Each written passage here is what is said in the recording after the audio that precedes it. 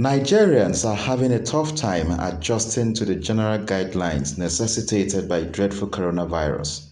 The Presidential Task Force had in series of their review of the lockdown specified that only senior officers from level 14 and above should be physically present to carry out government duties. This has, however, limited the manpower and hours for some key agencies to deliver effectively on their mandate. In line with the measure on avoiding physical contact, the Corporate Affairs Commission has affirmed that it will henceforth deliver certificates and carry out registration of businesses and companies through mail and/or courier services. This did not go down well with their customers.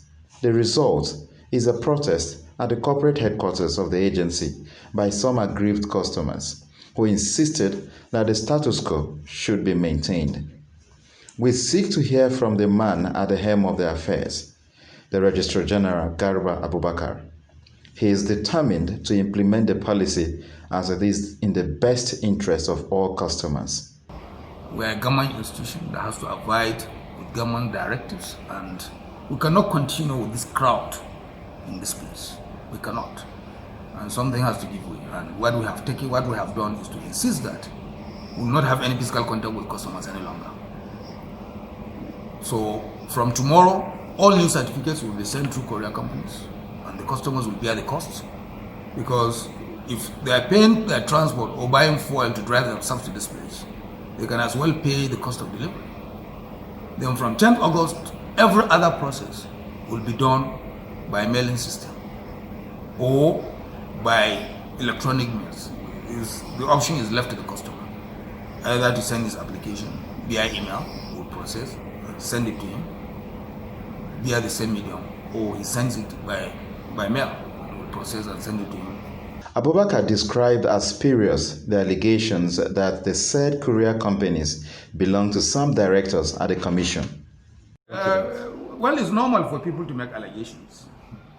What we have done, we invited DHL, FedEx, and 2 or 3 other companies. I can't even remember their names.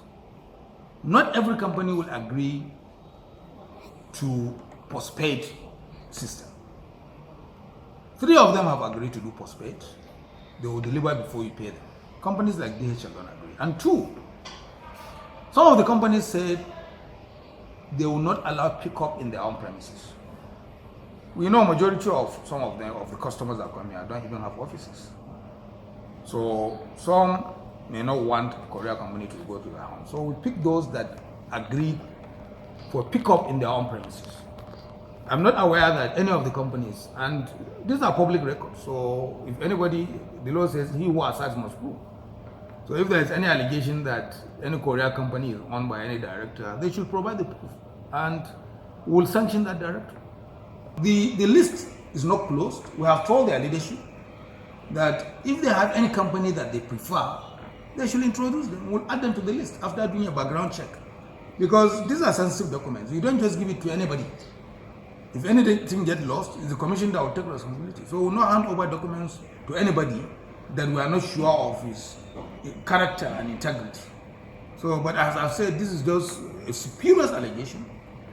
We don't have any interest in any of the companies. The Registrar General said his vision is to ensure that registration is done electronically end-to-end without customers having to come to their office.